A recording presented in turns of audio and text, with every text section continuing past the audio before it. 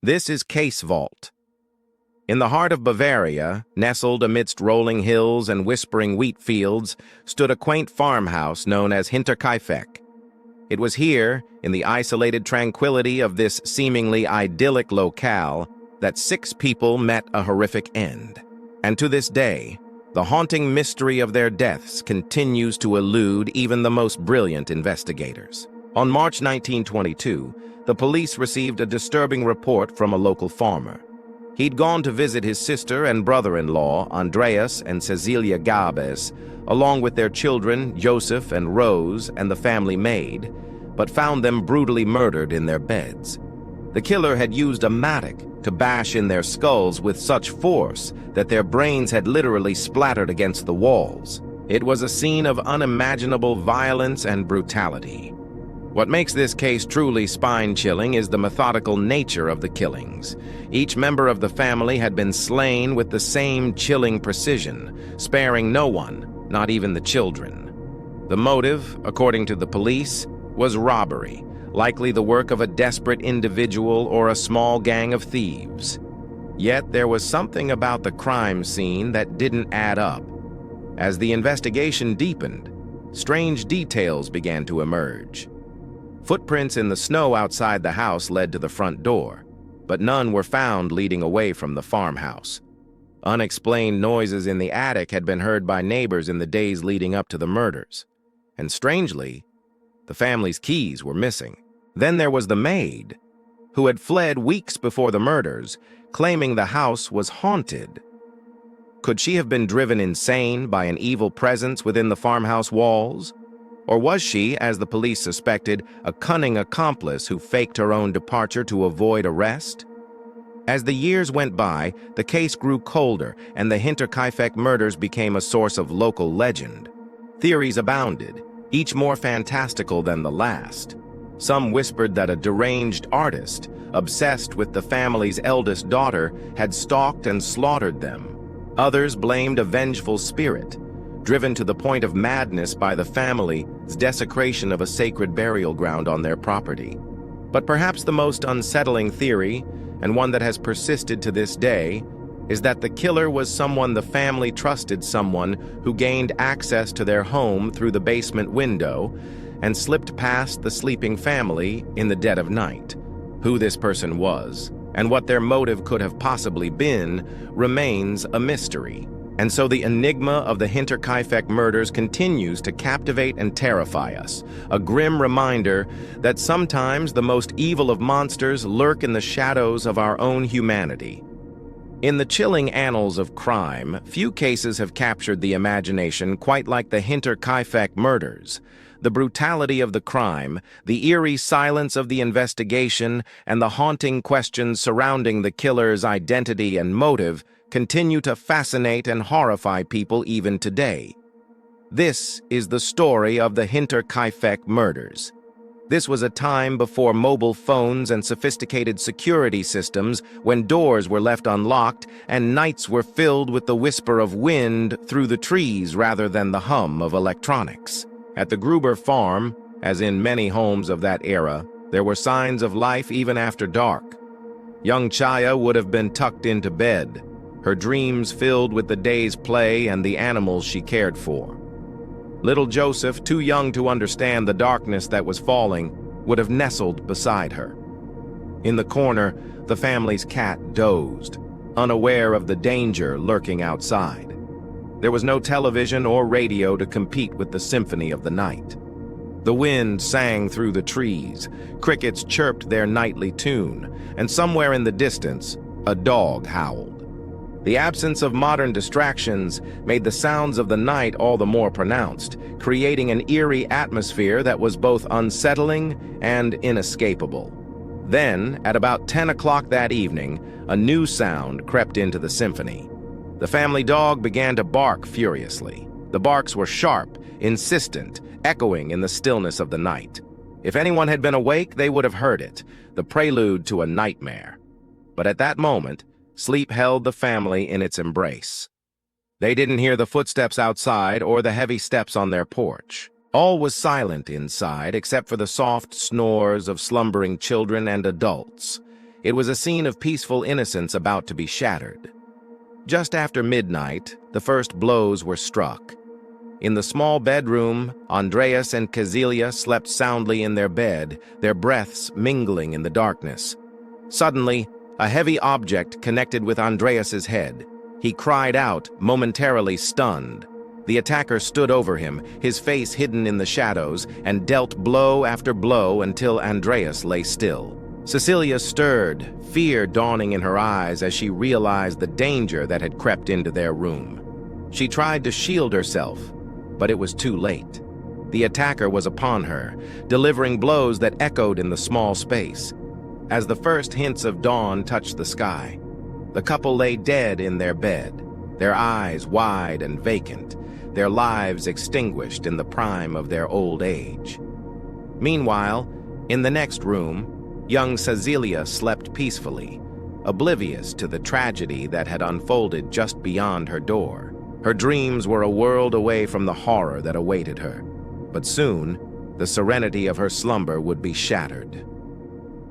The attacker moved through the farmhouse, leaving a trail of death in his wake. He came across Katia and dealt her several fatal blows. The young girl let out a cry of surprise, a scream that died abruptly as the attacker silenced her with a quick strike. He then turned his attention to little Joseph. The toddler stirred in his crib, his innocent eyes blinking against the darkness. But the attacker offered him no mercy. With a swift movement, he ended the child's short life. As the first rays of sunlight began to stream through the windows, the farmhouse stood silent, harboring a secret that would shock the world. By now, the bodies of Andreas, Cecilia, Victoria, and little Joseph lay scattered throughout the house, each a victim of a violence that seemed incomprehensible. The blood-soaked mattress, the lifeless eyes staring blankly into the void, the tiny fists of the small child clenched in a final, desperate grasp. The sight that greeted the villagers when they discovered the gruesome tableau was enough to send shivers down their spines and haunt their dreams for years. The question on everyone's lips was, who could have committed such a horrific crime and why? To understand the impact of this crime, it's essential to delve into the social fabric of rural Bavaria in the early 20th century. The region was known for its strong sense of community, its deep-rooted traditions, and its unwavering religious faith. The people were close-knit, their lives intertwined in a tapestry of shared values and mutual support. The murder of 4 members of the Gruber family in cold blood was not just a crime, it was a cataclysmic event that shattered the tranquility of their world and raised profound questions about human nature. When news of the killings spread through the village of Gruben, a palpable wave of shock and disbelief washed over the community. People struggled to comprehend how such brutality could have occurred in their midst. The tight-knit community was shaken to its core, grappling with the realization that darkness could lurk in the shadows of their seemingly idyllic way of life. The traditional values of hard work, piety, and neighborliness were thrown into stark relief against the backdrop of the heinous crime. The murders challenged their faith in humanity and left them searching for answers in a world that suddenly seemed less safe and more sinister than they had ever imagined. The investigation that followed was fraught with challenges. Local police were overwhelmed by the ferocity of the crime and the lack of clear leads. It was a case that seemed to defy logic, leaving investigators baffled and the villagers tormented with questions. The isolated location of the crime scene, the absence of forced entry, and the baffling nature of the attack all contributed to a sense of mystery that only deepened with time. As days turned into weeks and the killer remained at large, fear and suspicion began to take root among the villagers. Each new day brought fresh theories and speculation, turning neighbor against neighbor and fracturing the once tightly knit community. The crime not only shook the village to its core, but also served as a grim reminder of the depths of human cruelty and the fragility of their peaceful existence. The media quickly picked up on the story, eager to sensationalize the brutal crime and capitalize on the public's insatiable curiosity. The details of the murders were splashed across newspapers, each vying to outdo the other in its lurid descriptions of the carnage at Hinterkaifeck. The international press descended on the small village, transforming it into a hub of activity as reporters sought to uncover every last detail of the gruesome crime. This sudden influx of outsiders not only added to the notoriety of the case, but also introduced a new element of intrusion into an already traumatized community. For the villagers of Gruber, the media frenzy was a double-edged sword. On one hand, it ensured that the story of the murders reached far and wide, keeping the pressure on authorities to solve the case. On the other hand, it meant that their private grief and fears became public fodder, their pain and confusion laid bare for the world to see. The relentless pursuit of the story often took precedence over the sensitivities surrounding the crime scene and the victims, causing further distress to those trying to come to terms with the tragedy.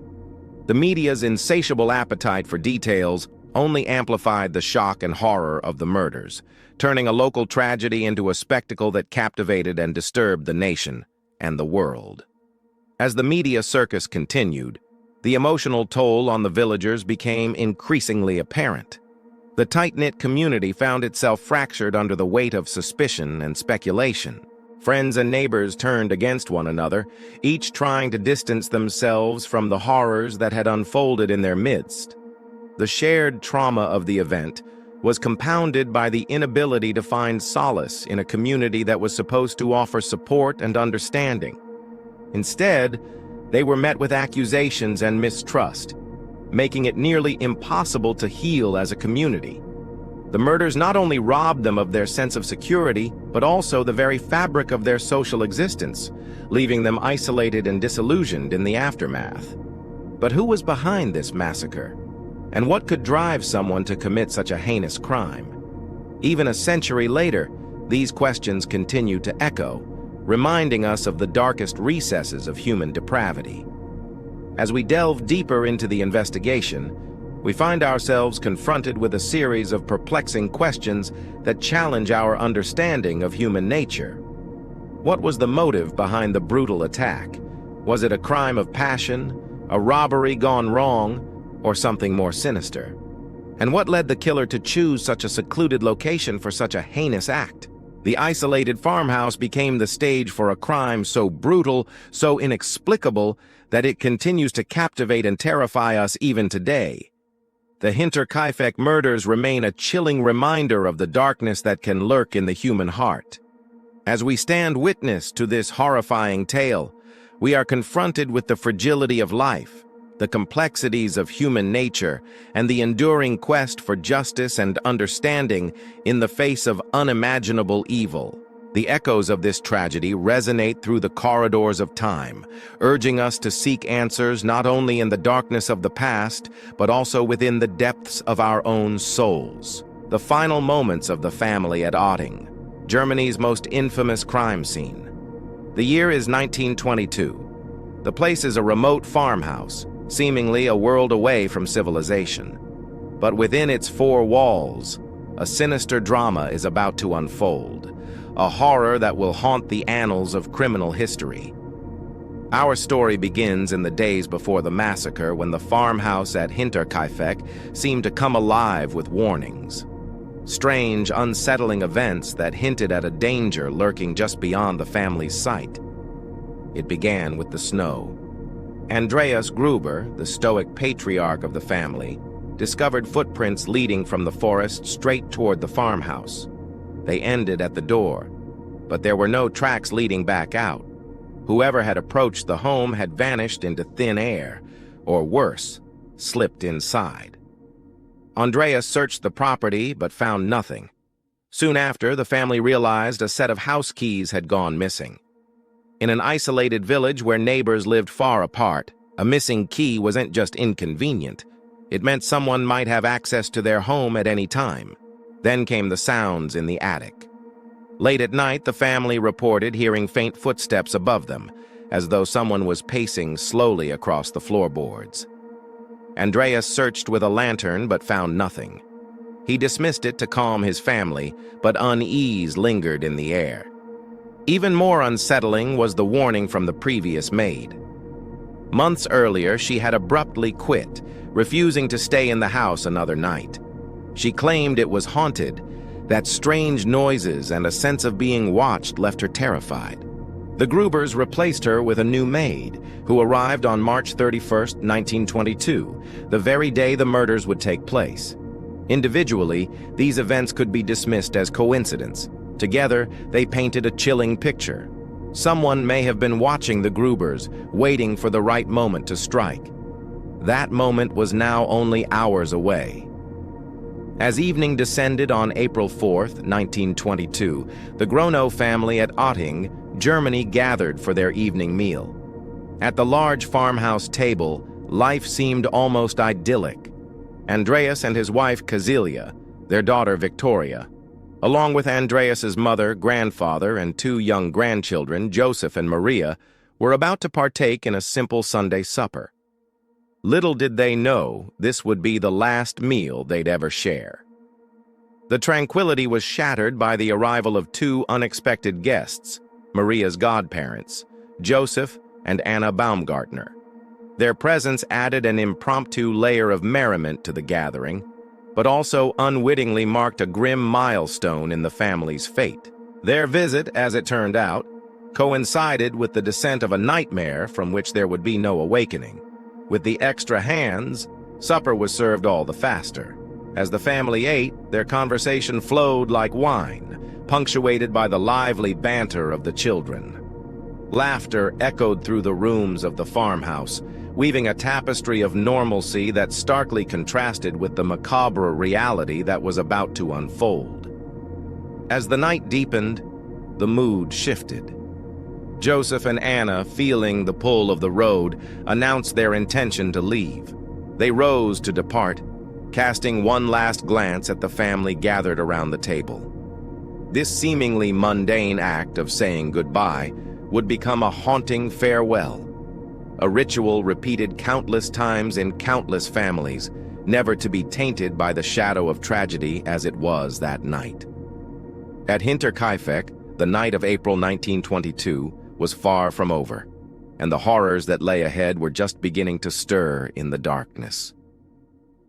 For the grown family, bedtime was approaching. The older folks were preparing to retire, but not before ensuring the younger members of the family were tucked in. Young Joseph was led by his mother, Victoria, to his room, where she kissed him goodnight and tucked him in. Moments later, the grandfather followed, his steps creaking a familiar rhythm in the old house. With both children in bed, the adults began their nightly rituals. Cecilia retired to the bedroom she shared with Andreas, while Victoria returned to the living room, where she would spend the night as was her habit. The old woman, perhaps sensing the foreboding atmosphere, decided to join her daughter for company. The two women settled in, lost in the comforting quiet that often accompanies the twilight hours. Meanwhile, in the next room, Andreas was tending to his chores, the mundane tasks of daily life providing a semblance of normalcy in an increasingly surreal setting. His attention was focused on cleaning his boots, oblivious to the lurking danger that was mirroring his every move just outside the window. As the clock ticked past midnight, the peaceful rhythm of the night was broken. A sound, soft yet distinct, drifted from the floor above. Footsteps. Someone was walking in the attic. It wasn't the sound of heavy tread, nor the measured pace of someone descending a ladder. It was slower, more deliberate, like someone in motion but taking their time. This wasn't an unusual occurrence for the farmhouse at Hinterkaifeck. For months, the family had been awoken by similar sounds only to find silence and emptiness when they investigated. But tonight was different. Tonight, the footsteps were accompanied by a palpable sense of dread. Andreas, alerted by the noise, set down his boot brush. His eyes, sharp with years of rural vigilance, scanned the room. Any intruder would have to pass through the living room to reach the stairs, but everything was still. The shadows cast by the lamplight seemed to mock him, taunting him with their stillness. Should he investigate? His hand hovered near the axe that leaned against the wall, a farmer's instinct to protect his domain and loved ones driving him. Yet reason held him back. He dismissed the sound as some nocturnal visitor seeking shelter from the elements, promising himself he'd check in the morning when the fearsome darkness was banished by the light of day. But upstairs, the footsteps continued, slow, deliberate, a haunting counterpoint to the silence downstairs. They circled, paused, then began again, weaving a sinister melody that resonated with the unspoken fears in the pit of Andreas's stomach. As the minutes ticked by, the fear in the farmhouse grew. Victoria and her mother, sitting in the living room, couldn't help but exchange uneasy glances. The footsteps in the attic became a tangible threat, a monster just out of sight. What was up there? Was it a bear, a prowler, or something more sinister? The questions hung in the air, unanswered and terrifying. Then came the sound that shattered the fragile calm, a scream. It ripped through the night, raw and filled with primal terror. It was young Joseph's voice. He'd woken up, crying out in the darkness, his small body racked with silent sobs. Fear tightened its grip on the family. What had scared the child? Was he too aware of the lurking danger, sensing the darkness that had seeped into their home? Victoria didn't hesitate. She sprang from her seat, rushing to her son's room. Her mother followed, concern etched on her face. Meanwhile, Andreas, his heart pounding in his chest, reached for the axe. The footsteps in the attic had stopped, replaced by an eerie silence that amplified the pounding of his blood in his ears. Whatever had been up there had descended the stairs. He could feel it in his bones. The question was, what should he do? Call out? Confront the intruder? Hide and wait for the dawn? His mind raced, torn between instinct and reason. As he grappled with his fear, Victoria returned to the living room. Her face was pale, her eyes wide with alarm. "He's gone," she whispered, her voice shaking. Young Joseph was missing. The covers were tossed aside, the blankets crumpled, the pillow empty. Their son was not in his bed. In that instant, the enormity of the situation crashed upon them. They weren't just dealing with a midnight prowler or a wild animal. Someone had taken their child. But who and why? The questions echoed in the stunned silence that followed, their son's absence forming a gaping hole where their peace of mind had been. As the realization dawned, a single thought united them: find Joseph. Whatever the cost, they had to find their son. With a speed born of desperation, Andreas rushed to the window. He craned his neck, peering into the darkness beyond their property. But the night was impenetrable, concealing whatever or whoever had taken their son. Just then, a faint glimmer of light pierced the gloom. In the distance, across the fields, a faint glow emanated from the direction of the village. Could that be where Joseph had gone? Had he managed to escape? Or was it a cruel mirage, offering false hope only to deepen their despair? Unable to discern the truth, Andreas turned from the window, his gaze meeting the worried faces of his wife and mother-in-law. They stood in the doorway, their silhouettes framed by the scant light spilling from the hallway. "We need to go to the police," Victoria said, her voice barely a whisper. "They might be able to help." Andreas nodded grimly, his face etched with determination. But as he reached for his coat, a sudden commotion from the back of the house made them freeze. A crash, followed by footsteps. Whoever had taken Joseph was returning. Hinterkaifeck, a small village in Bavaria, Germany, was known for its tranquility. On March 31st, 1922, it was just an ordinary day. Animals grazed, children played, and life seemed peaceful. But that night, the quiet was shattered. The Gruber family and their 2 servants were brutally murdered, their bodies found the next morning in their farmhouse and barn. This case, known as the CaseVault Murders, remains one of the most horrifying mysteries in German history. The brutality of the crime shocked the nation, and the lack of a motive or suspect made it all the more perplexing. So what actually happened at Hinterkaifeck? We don't know for sure, but we have some strong theories backed by evidence from the crime scene.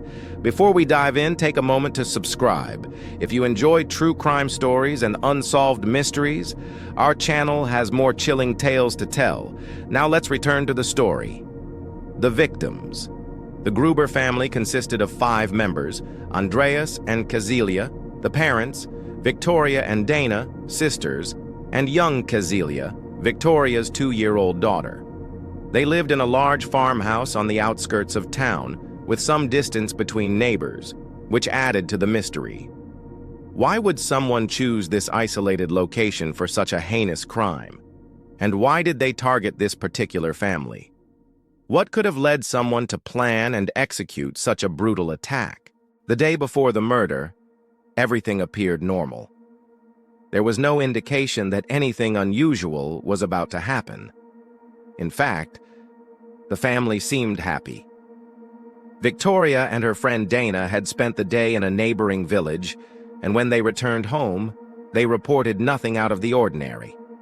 Yet beneath the surface, something sinister was at play. That night, March 31st, 1922, darkness settled over Hinterkaifeck. The family went about their routines, unaware that someone was waiting, patient, deliberate, ready to strike. It began in the barn. No one knows for certain how the killer lured them there, but evidence suggests the family members were drawn out one by one. Perhaps they heard a noise in the stable, or the animals growing restless. Perhaps the killer deliberately created a disturbance to draw them outside. The first victim was likely Andreas Gruber, the stern patriarch. He was a hard-working farmer known for his discipline and traditional values.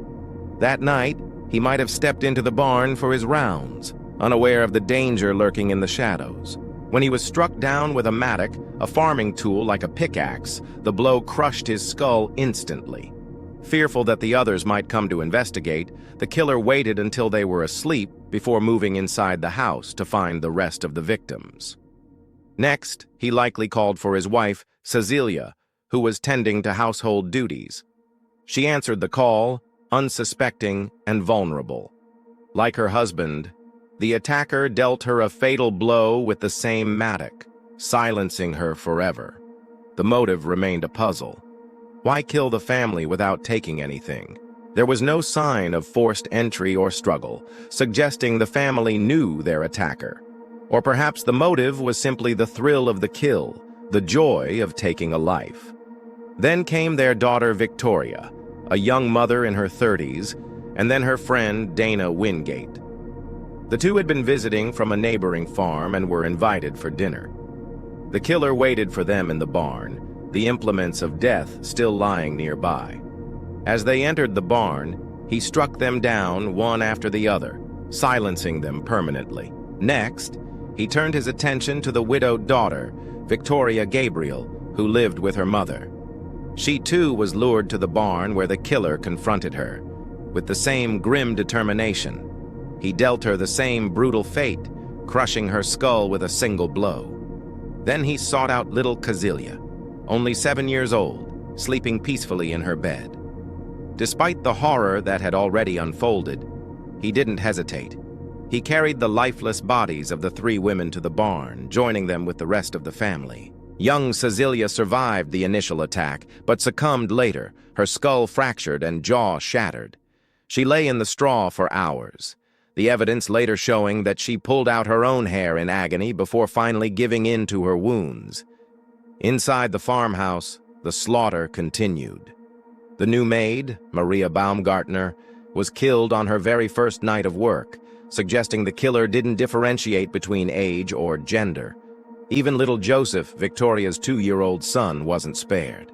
He was struck down in his crib, defenseless, innocent, silenced forever. When the killing spree ended, 6 people were dead, their lives cut short by an unknown assailant. The killer vanished into the night. The horror of the Castle Freak murders sent shockwaves through the small village. People were afraid to leave their homes, and a rumor mill churned with speculation. Theories abounded, but none could explain the motive behind the gruesome crime. Was it personal? Revenge?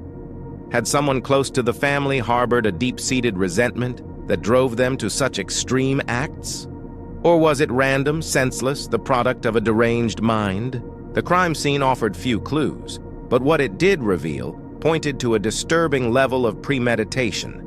Each victim was killed in a different part of the farm. The bodies were then moved to the barn, suggesting that the killer wanted to be sure everyone was dead. Their faces were mutilated, their eyes gouged out.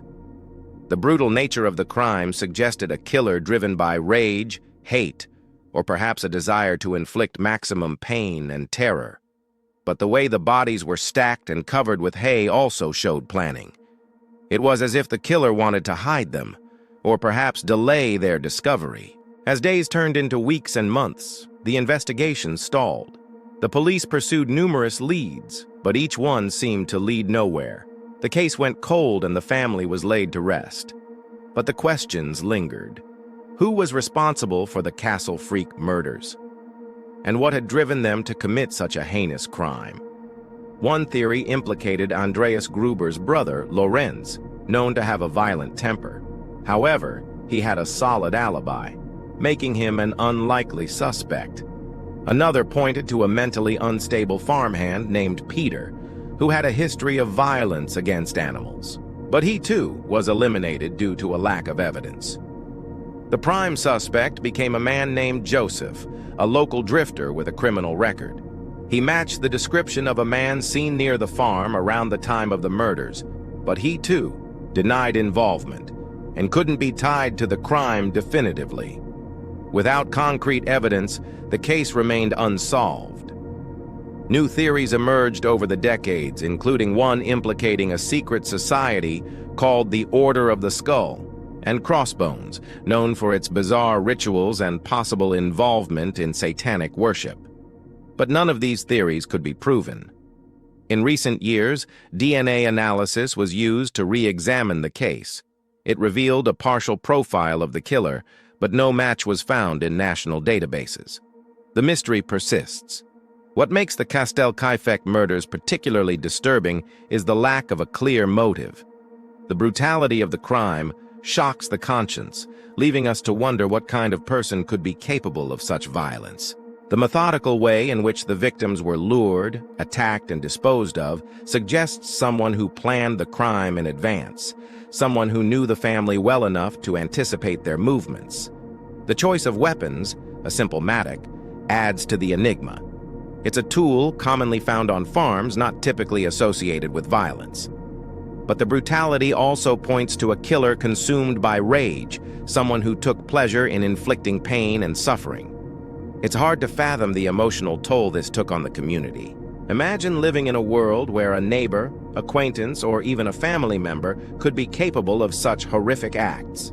The fear, suspicion, and paranoia that gripped the village in the aftermath are understandable. The Hinterkaifeck murders remain a haunting reminder of the darkness that can lurk in the human heart. The case continues to fascinate and terrify, with many believing it may never truly be solved. The brutality of the crime and the lack of a definitive motive ensure that the mystery will endure, leaving us to grapple with the chilling possibility that some crimes defy explanation. This unsettling tale serves as a stark reminder of the fragility of life and the lengths to which human malice can extend. Whether driven by personal vendetta, insatiable bloodlust, or something more sinister, the motives of the killer remain shrouded in mystery.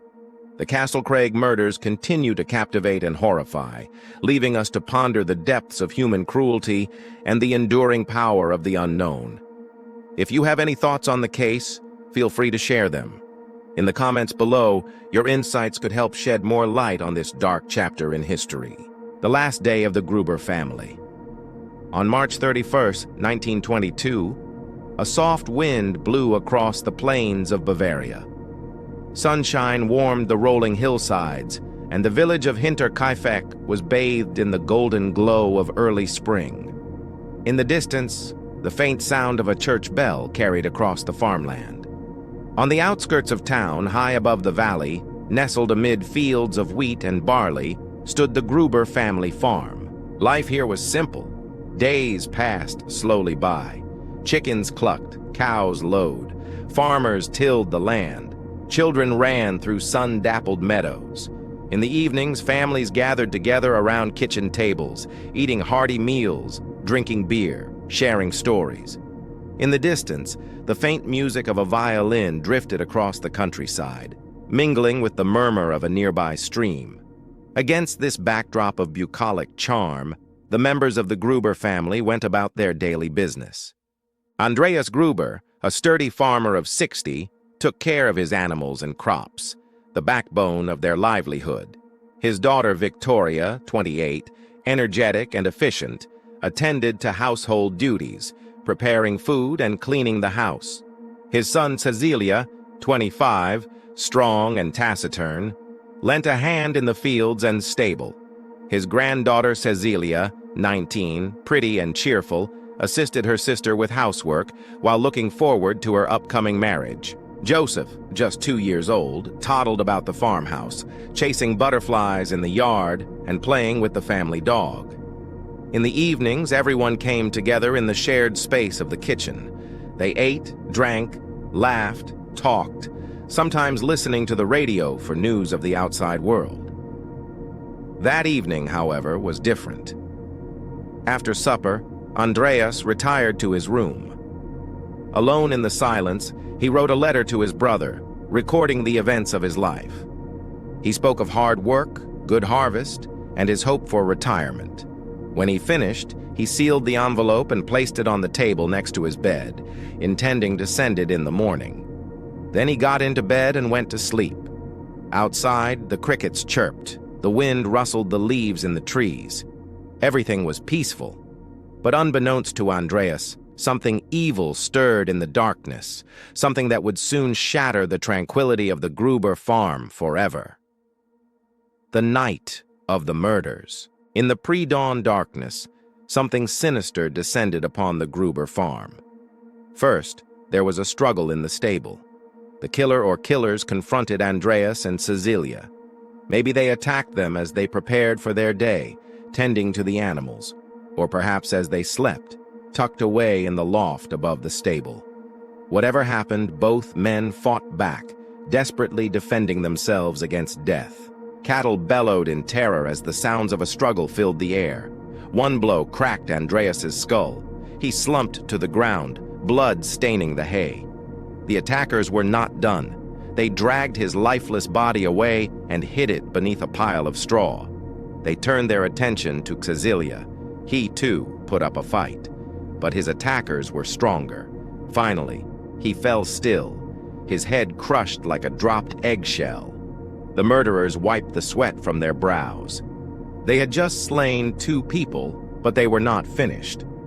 Now they ventured into the farmhouse.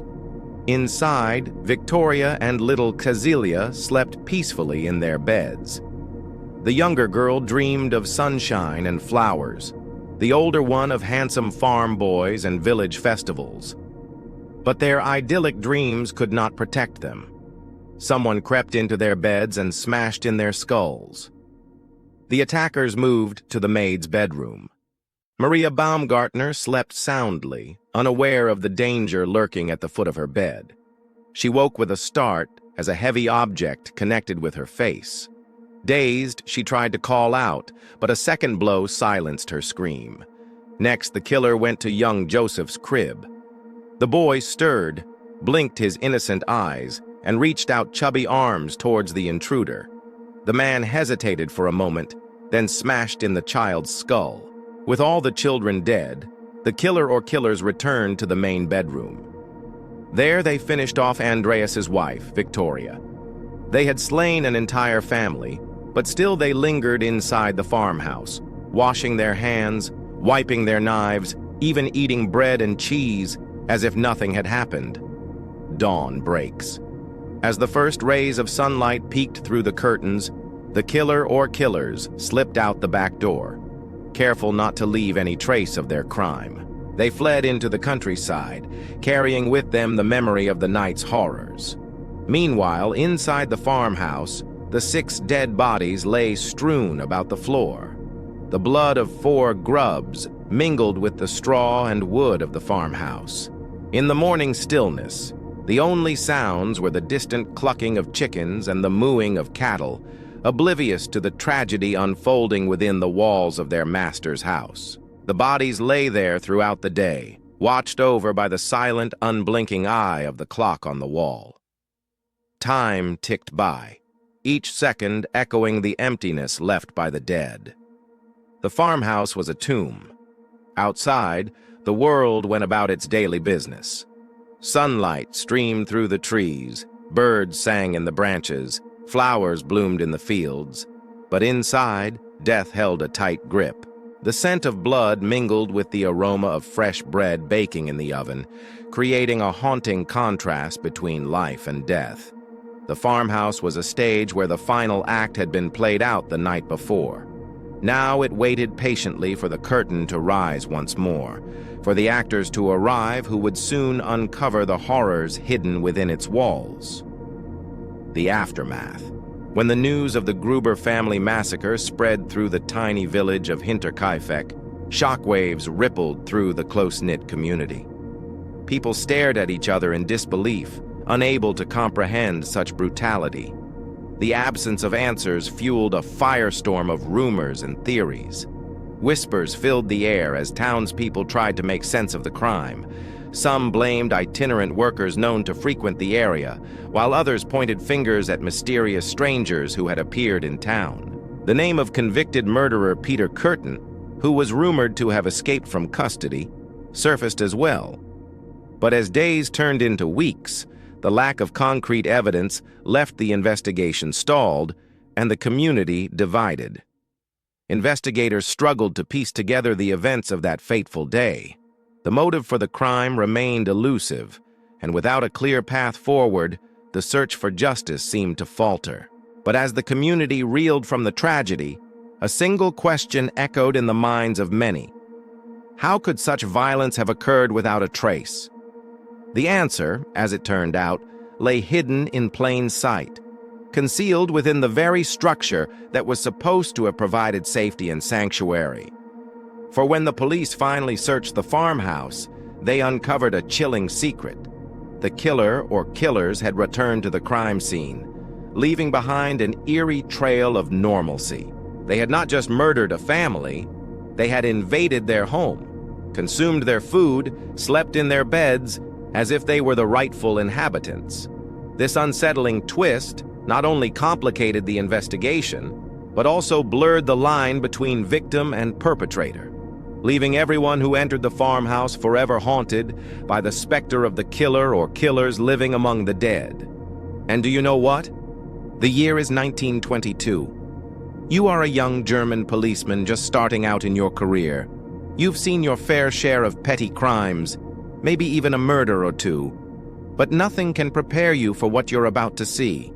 You're on your way to a small Bavarian farmhouse called Hinterkaifeck, isolated, cut off from the world, and what you will find there will shake you to your core. 6 people brutally murdered, their bodies strewn across the floor like discarded dolls.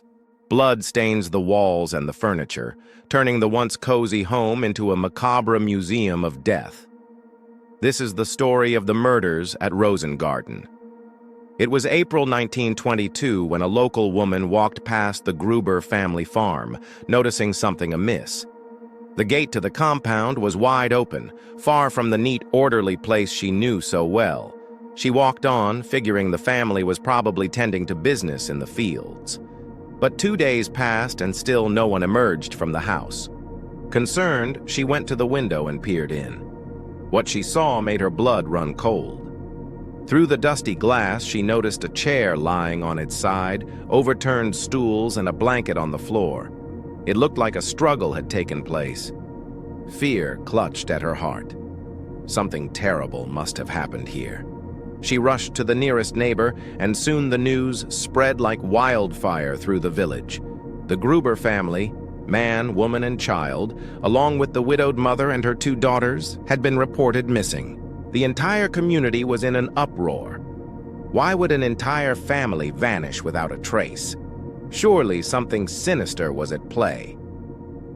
And then, the grim confirmation arrived. As the villagers converged on the Gruber property, One brave soul pushed open the front door and stepped inside. A stench hit them, the unmistakable reek of death. They called for the police. Soon, a team led by the stoic and determined criminal rat, or senior criminal police officer Joseph Dollinger, arrived at the scene. Their faces, grim, set in lines of grim determination. The quiet countryside was about to become the site of one of Germany's most heinous crimes. The farmhouse, now a prison of memories, told its tale of horror. Inside, the police found Andreas Gabel, his wife Victoria, their daughter Cecilia, along with Victoria's mother, Anna, and her two sisters, Joseph and Magdalena. All six lay lifeless on the floor, their eyes staring blankly into the abyss. But their wounds told the real story, gruesome, brutal, and deeply disturbing. Each had been struck several times on the head, the blows heavy enough to shatter bones and spill life onto the floor. It was a massacre, a brutal, senseless slaughter that defied explanation. The initial autopsy reports revealed a grim reality. Andreas and Anna had been killed first, perhaps during a struggle. The others, including the young children, were slain later. And the motive, the elusive motive, remained a tantalizing question mark. The peaceful countryside was reeling. Who could have committed such a horrific crime? And why? The weight of the questions pressed heavily on Dollinger's shoulders. He needed answers. As he combed through the details of the case, a few peculiar aspects stood out. The murders, it seemed, had not been impulsive. They were meticulously planned, almost surgical in their precision. The killer or killers had come prepared, attacking the defenseless family with the calculated ruthlessness of seasoned killers. Yet there were no signs of forced entry. Someone had unlocked the doors from the inside. But who? Could one of the family members have turned on the others? Or was it a crime of passion, love, betrayal, and revenge? Dollinger's gaze fell on Victoria Gabriel, Andreas's wife. Their relationship had been a source of whispers and rumors in the tight-knit community. Some spoke of a troubled marriage, others of Victoria's affair with her father, a chilling thought that raised the hackles on Dollinger's neck. Could such a thing be possible? But if it was, why kill the entire family? And what about the children? What could they possibly have done to warrant such brutality? Then there was the money. The Gruber family was not poor, but not wealthy either. Still, some believed there were hidden depths to the family's finances, perhaps enough to tempt someone to commit unthinkable acts. Could greed have driven the killer? And then there was the neighbor, Lorenz Schlittenbauer. His name had surfaced early on in the investigation. He had once been romantically involved with Victoria and even claimed to be the father of her son, Joseph. On the morning the bodies were discovered, he had acted oddly, unlocking doors and wandering into the farmhouse as if he owned the place. Some saw this as suspicious, though he was never formally accused. Could he have been the one to let the killer in? But if so, why?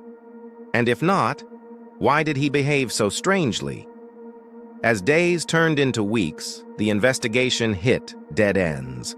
Witnesses came forward with theories and rumors, but concrete evidence that remained frustratingly out of reach. It was a tangled web of speculation and conjecture, but amidst the chaos, a few hard facts emerged. The victims had been killed with a mattock and an axe, weapons that could have been easily disposed of. Nothing of value appeared to be missing from the house. And while the bedrooms had been ransacked, the rest of the house showed no signs of a struggle. Could this have been the work of professional killers? Ex-soldiers were known to prowl the countryside, preying on isolated homesteads. But if it was robbery gone wrong, why were the valuables untouched? Had the killer simply panicked? Or was there another motive entirely? As the investigation deepened, the police uncovered a more sinister possibility. Was this not a crime of passion, but of calculated malice? Could someone close to the family have planned this meticulously, striking when no one was home and then returning to finish the job? The thought sent shivers down Dollinger's spine. But if so, who could have harbored such deep resentment, and why? Then there were the children, their rooms undisturbed, their toys strewn about as if they'd been playing just hours before their lives were snuffed out. It was heartbreaking, a stark reminder of the brutality of the crime. Could such a thing be done to innocent children? If so, who could be heartless enough? The longer the investigation dragged on, the more the mystery deepened. It was as if the killer had vanished into thin air, leaving behind only a trail of unanswered questions. As the sun dipped below the horizon, casting long shadows across the crime scene, Dollinger felt the weight of the community on his shoulders. They deserved answers. The family deserved justice. But where to start? With so many theories and no solid leads, the case threatened to become a cold one. The killer would laugh, secure in the knowledge that they'd gotten away with the perfect crime. But Dollinger was not ready to give up. He would pore over every detail, every piece of evidence, no matter how small, until he had answers. But even as he vowed to bring the killer to justice, a part of him knew that some mysteries run deeper than even the darkest night. We may never know the full truth behind the Gruber family murders. The killer or killers were never caught, and the case remains one of Germany's most infamous, unsolved mysteries. But the story doesn't end there. The murders at Rosenau continue to fascinate, inspiring books, documentaries, and films. But perhaps their most lasting impact is the chilling reminder of the darkness that can lurk in the most ordinary of places, a quiet countryside home. It's a sobering thought that even in the heart of a peaceful community, evil can take root and flourish. The murders at Rosengarten remain a haunting testament to the fragility of life and the enduring power of the unknown. It's a story that continues to captivate, to terrify, and to remind us that sometimes the most horrifying monsters are the ones we never see. Sometimes the beauty of a place can be deceptive and hide something sinister underneath. In 2011, a terrible crime shocked Austria and left the entire country searching for answers. A man discovered the bodies of his parents-in-law and 4 young children in their farmhouse, all of them brutally murdered. And the prime suspect was someone he had invited into his home. This is the story of the gruesome Austrian Alps massacre and why justice may have been served incorrectly. On April 12, 2011, Josef appeared at the Falschhoffmann's farmhouse. He was greeted by his father-in-law, Joseph, and his mother-in-law, Rosemarie, along with his wife, Victoria, their 4 young children, 13-year-old Elias, 11-year-old David, 9-year-old Kevin, and 8-year-old Sophie, and a family friend named Lorenz Schlittenbauer. The 2 Josephs knew each other from work. They worked together at a local slaughterhouse. And because both families were close, and because of the ongoing Easter holiday, they often got together. But this visit turned out to be a lot more sinister than your average get-together. Shortly after 6 p.m., one of the neighbors in the area heard screams coming from the farmhouse. She went on to describe them as animal-like screams, like a wounded animal. These screams would continue on and off for hours, which didn't seem unusual because Victoria was known to make a lot of noise. It wasn't uncommon for the police to receive complaints about loud music and general boisterousness coming from the home.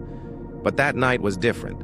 Those screams were never followed by laughter or loud music. They just echoed in the night and were swallowed up by the darkness. At some point during those terrifying screams, one of the family members called the police and told them that there had been a fight and to come quickly.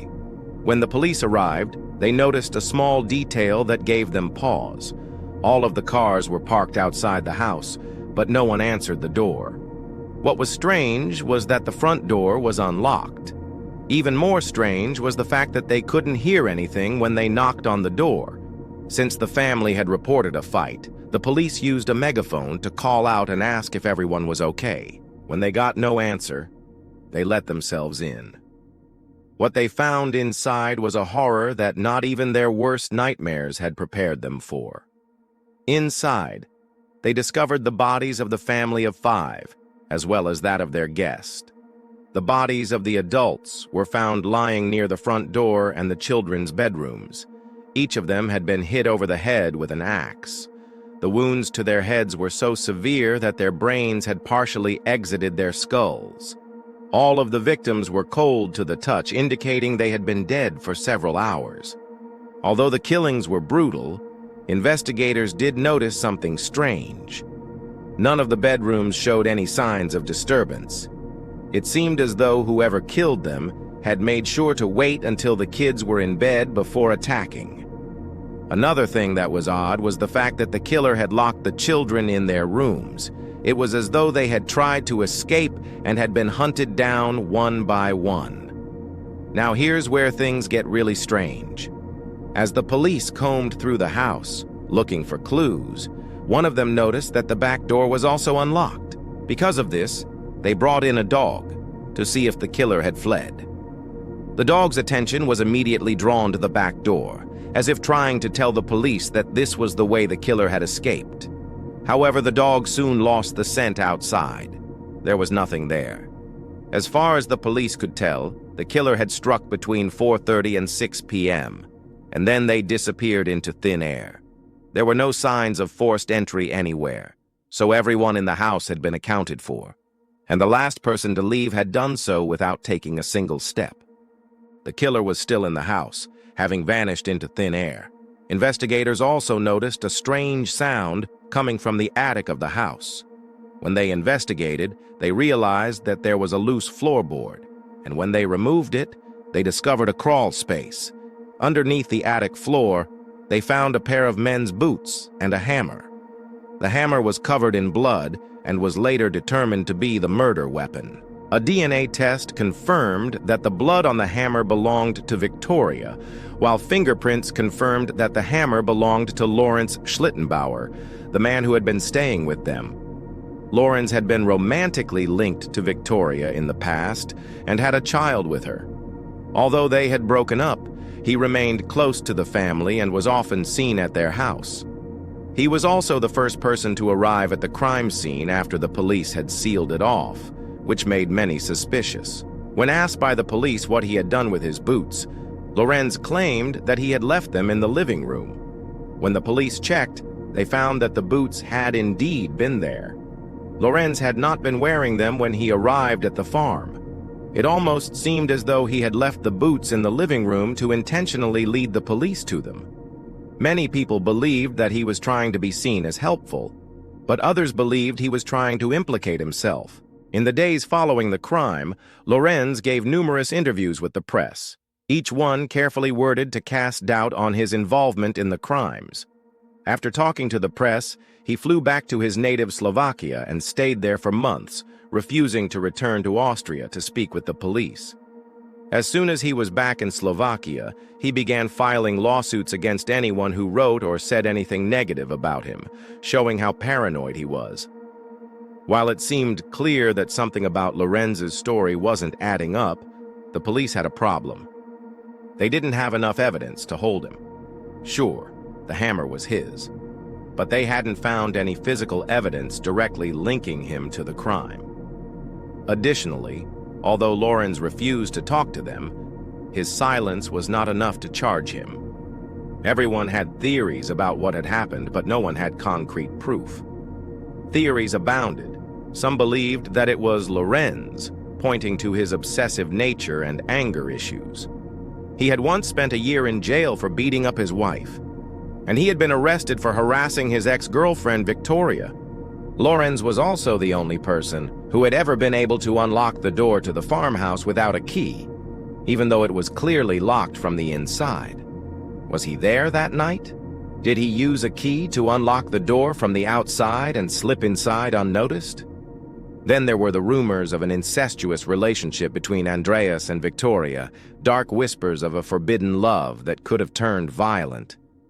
Maybe Lorenz was jealous, driven to madness by the thought of them being together. Or maybe there was another explanation altogether. Some believed that the crime had nothing to do with the guests and everything to do with robbery. If the killer had meant to harm the children, why would they have locked them in their rooms? To many, this indicated that the crime had been committed by an intruder who had not planned to kill anyone. The family had probably interrupted a robbery and paid the ultimate price. But then there were the footprints in the snow, as well as the sounds in the attic. Did the killer spend several days in the farmhouse, stalking the family and waiting for the perfect moment to strike? Could Lorenz have been hiding in the attic while the family slept, patiently waiting for his opportunity? But what about the most crucial piece of evidence? Why had the killer locked the doors and not made a single attempt to flee? One theory suggested that the killer was so enraged that they simply didn't care whether they were caught or not. Maybe they killed in a blind fury, killing everyone in sight. There was also the matter of the missing keys. Had the killer taken the keys with them or left them in the house? If they were still there, why had the police been unable to find them? Had the killer hidden the keys somewhere obvious, or did they take them with them? In the end, there was simply too much speculation and not enough solid facts. The closest the authorities came to solving the case was charging Lorenz with the murder of the family, but even that was never finalized. Although Lorenz admitted that he had been at the house, he refused to answer questions and would not cooperate with the investigation. While he admitted to being at the house, he claimed that he had left long before the murders took place. Eventually, the charges against him were dropped due to lack of evidence, and Lorenz returned to his life. As for the killer, they got away with murder, leaving behind only theories and questions. The mystery of the Austrian Alps massacre remains unsolved, a shadow hanging over the beautiful landscape. Hinterkaifeck, a modest farm nestled amidst the rolling hills of Bavaria, Germany, was once home to the close-knit Gruber family. Life here was not without its share of challenges, just like any other rural community. And yet, within the weathered walls of this farmhouse, something dark and sinister was about to unfold, forever etching the name Hinterkaifeck into infamy. The year is 1922, and the Gruber family consists of Andreas, the Stoic patriarch, his wife Cecilia, their daughter Victoria, and Andreas's mother, presumably named Graham, along with the hired help, Joseph, and his wife Agatha. It was March when life on the farm took a turn for the strange and sinister. On the morning of March, something unsettling happened on the farm. What exactly transpired remains a mystery lost to time. But we know that around this time, two crucial events occurred that would soon intertwine in a terrifying manner. On that fateful day, a series of events took place at the farm that would soon culminate in unspeakable violence. The first unsettling incident involved Andreas, the patriarch of the family, venturing into the neighboring town. He had a simple errand to run, collect a small loan that had been promised by a local innkeeper. But as he stepped outside the safety of his home and into the sprawling expanse of the countryside, Andreas fell victim to a violent assault. The attack left him seriously injured, a stark warning sign that danger lurked ominously at the edges of the community. As news of the attack spread through the tight-knit community, fear began to grip the hearts of the residents. The tranquility of their lives shattered by the realization that they too might fall prey to such a heinous crime. Adding another layer of unease to the already tense atmosphere, a young boy from the neighborhood reported seeing two strangers in the area who matched the description of the assailants. These two mysterious men, with their shadowed faces and menacing intent, became personae non grata in the town, their every move scrutinized and discussed in hushed tones. But despite the whispers and the unease, no solid evidence of their presence or involvement emerged, leaving their true motives and identities shrouded in ambiguity. But as days passed, the sense of foreboding that had settled over Hinterkaifeck intensified. And then came March, a date that would forever be seared into the annals of the town's history. For on that day, the tranquility of the Gruber farm was shattered by an act of unspeakable violence that would send shockwaves throughout the community and beyond. Imagine the picturesque setting of a Bavarian farm bathed in the warm glow of evening as the sun begins its slow descent, casting long shadows across the land.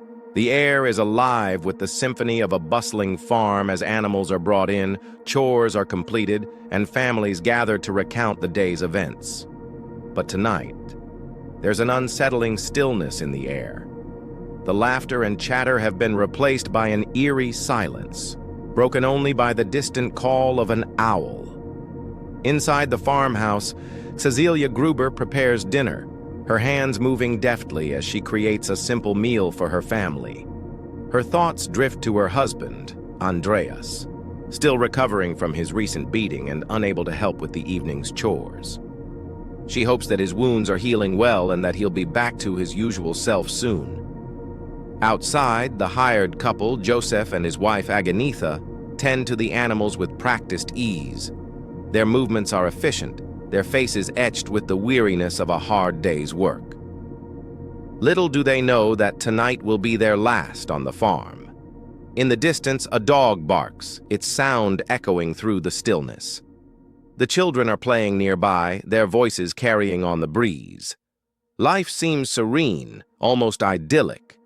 But beneath the surface, darkness stirs, waiting to pounce. And then it happens, a sudden, violent intrusion that shatters the peace.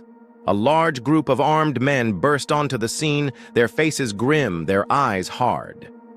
The peaceful evening descends into chaos. The animals cry out, the children scream, and Cecilia and the others desperately try to make sense of what is happening. But there is no time for questions. The intruders are here with murderous intent, and they waste no time in carrying out their evil plan. The attackers, acting with chilling efficiency, swiftly overpowered the farmhands, binding them with rough ropes. Their movements precise and brutal, revealing a disturbing level of coordination. Meanwhile, the women and children cowered in a corner, their eyes wide with terror as they watched the horrifying scene unfold before them. With the men incapacitated, the attackers turned their attention to the rest of the family. The children were separated from their parents, their innocent faces streaked with tears as they were led away. The women, too, were bound, their pleas for mercy ignored as the attackers closed in. Then the unthinkable happened. The attackers began to strike, their blows merciless, their intent deadly. One by one, the family members collapsed, their lives extinguished in a pool of blood. The children's cries abruptly silenced, replaced by the sickening thud of bodies hitting the floor. In a frenzy of violence, the attackers methodically eliminated the entire family, sparing none. The farmhouse, once a symbol of warmth and community, transformed into a macabre crime scene, the air thick with the stench of blood and death. The attackers, their mission complete, fled into the night, leaving behind a tableau of unimaginable horror. As the first rays of dawn pierced through the darkness, the gruesome details of the massacre at Hinterkaifeck slowly came to light. The small community, still reeling from the shock, united in grief and disbelief. Who could have orchestrated such a brutal massacre and why? The question echoed through the town, unanswered, leaving the residents to grapple with the horrifying reality that evil had invaded their midst. The impact of the Hinterkaifeck massacre was profound and far-reaching, leaving an indelible mark on the community and the collective psyche. The brutality of the crime shook the nation and sent shockwaves around the world. As news of the massacre spread, people grappled with the senseless loss of life and the sheer evil that had been unleashed. In the aftermath of this horrific crime, a collective trauma gripped the community of Hinterkaifeck and the broader public. The idyllic landscape where the crime took place became a symbol of pain and suffering, forever altering the perception of safety and innocence. The case generated intense media coverage, with newspapers around the country and even internationally covering the grisly details. The insatiable public interest in the case was a reflection of society's fascination with the darker aspects of human nature. The investigation into the Hinterkaifeck murders remains one of the most comprehensive and intensive in German criminal history. Every possible lead was explored, every witness statement meticulously recorded. Yet despite the Herculean efforts of the investigators, the case grew colder with each passing year. The absence of concrete evidence and the baffling nature of the crime left authorities and the public alike perplexed. One of the most frustrating aspects of the investigation was the failure to establish a clear motive for the crime. This absence of a discernible motive added a layer of mystery to the case, making it all the more perplexing. Theories abounded, but nothing concrete ever emerged. The lack of a definitive answer only fueled speculation and conjecture, creating a morass of confusion that continues to this day. Despite the passage of time, the memory of the Hinterkaifeck victims endures, serving as a somber reminder of the fragility of life and the depths of human depravity. The case continues to captivate the interest of criminologists, historians, and amateur sleuths alike. With each new generation, the desire to understand and solve this enigmatic crime persists. In recent years, advances in forensic technology have offered a glimmer of hope that the secrets of the Hinterkaifeck murders may finally be unlocked. DNA testing and other modern investigative techniques have been employed in an effort to identify the perpetrator and bring a measure of closure to the case. However, despite these technological advancements, the passage of time has taken its toll on the evidence, leaving investigators with more questions than answers. The Hinterkaifeck murders remain one of the most haunting and unsolved crimes in history. The brutal slaying of the entire Gruber family continues to send shockwaves, challenging our understanding of human malevolence. As we reflect on this tragic case, let us remember the victims, their lives cut short by an evil that defies comprehension. May their memory serve as a beacon, urging us to strive for a world where such horrors are never repeated. As we wrap up this chilling journey into the heart of darkness, let's take a moment to absorb the haunting tale of Hinterkaifeck. In the annals of criminal history, few cases have managed to capture the imagination and terrify the minds of people around the world quite like the murder of the Gabe's family. This wasn't just a crime. It was a nightmare straight out of a horror movie.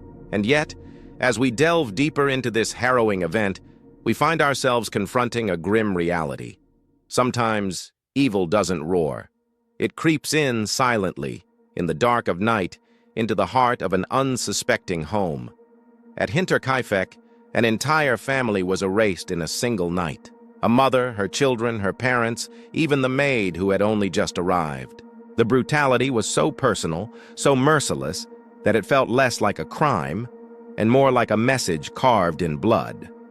Over a century has passed, yet the echoes of that night still resonate, serving as a stark reminder of humanity's capacity for unspeakable acts. Now, as we stand at the precipice of understanding, or rather the lack thereof, let's take a moment to reflect on the disturbing details that make this case a chilling enigma. For starters, the sheer scale of the tragedy is staggering. 6 lives abruptly ended, not one by one, but in a single night. It's a collective loss that challenges our understanding of human behavior. Who could orchestrate such a massacre and why? The victims were not just killed, they were annihilated. To use a biblical term, not a single bone was left unturned. The killer or killers left no trace, no fingerprints, no witnesses. It's as if they evaporated into thin air, leaving behind a scene that can only be described as a bloodbath. The autopsy reports revealed a horrifying tableau. Each victim had been struck multiple times, not in self-defense, but in cold blood. The implements used, a mattock and an axe, were not just weapons, they were instruments of torture. They hacked, they slashed, they bludgeoned until life surrendered. And what's even more disturbing is that the killer or killers showed no mercy, not to the children, to the elderly, to the helpless. It was a night of terror, a symphony of screams in the darkness, a nightmare from which there was no awakening. The aftermath was equally perplexing. The house was set ablaze, not to cover up the crime, but as if to obliterate all evidence of its horror. It was as if the killer wanted the world to know they had been here, yet leave behind no clue as to their identity. This bizarre juxtaposition of destruction and preservation has only added to the mystery. And let's not forget the most unsettling aspect of it all, the motive remains unknown. Was this a crime of passion or a calculated act? A robbery gone wrong, or a vendetta? Or perhaps something more sinister, a ritualistic sacrifice, a perverse game. But the most terrifying thought of all is that we may never know. As we stand here today, all we have are theories, speculations, shadows of possibilities that dance at the edge of our perception. We long for answers, for a rational explanation, for a shred of evidence that can bring this horrifying event into the realm of understanding.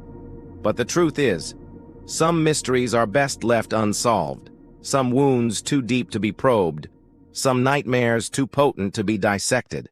Hinterkaifeck is not just a case, it's a wound in the fabric of our collective consciousness. It reminds us of the darkness that lurks at the edge of our perception, of the horrors that can unfold when sanity takes a back seat. As we bring this haunting tale to a close, let's not just seek answers, but wisdom. Let's listen to the silence, for it speaks volumes.